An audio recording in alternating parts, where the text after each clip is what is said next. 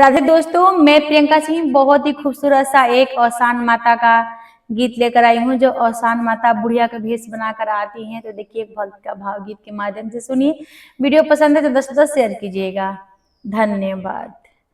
बुढ़िया के भेष बनाई हो माया सानी आई, बुढ़िया के भेष बनाई हो माया अवसानी आई, अवसानी आई माया अवसानी आई, अवसानी आई माया अवसानी आई, बुढ़िया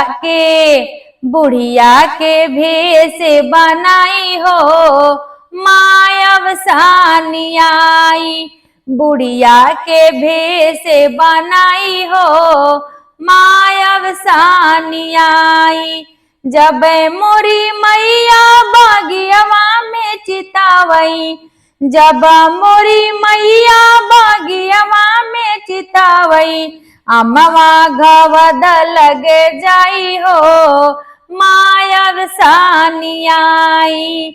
जब मोरी मैया बागियवा में चितावई, अमवा घवद लगे जाई हो माया अवसानी आई, अमवा घवद लगे जाई हो माया अवसानी आई।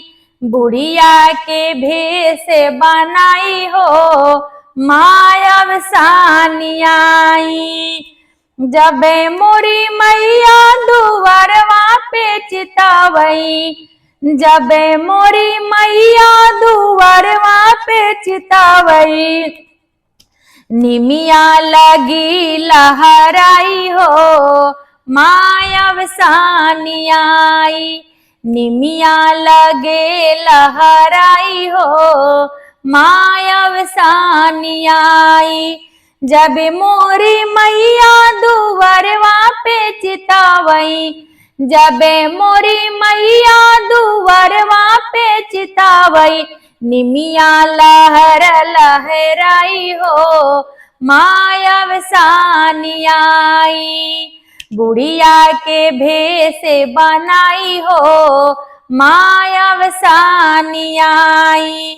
जब मोरी मैया अंगनवा में चितावई, जब मोरी मैया अंगनवा में चितावई, तुलसी हो गई हरियाई हो माया अवसानी आई, तुलसी हो गई हरियाई हो माया अवसानी आई। बुढ़िया के भेष बनाई हो माया अवसानी आई। जब मोरी मैया सेवकवा के चितावई, जब मोरी मैया सेवकवा के चितावई, सुनी गोद भर जाई हो माया अवसानी आई।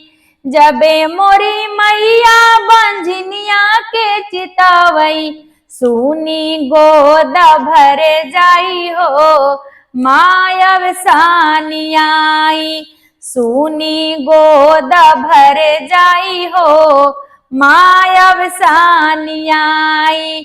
बुढ़िया के भेष बनाई हो माया अवसानी आई, अवसानी आई मैया अवसानी आई, बुढ़िया के भेष बनाई हो माया अवसानी आई।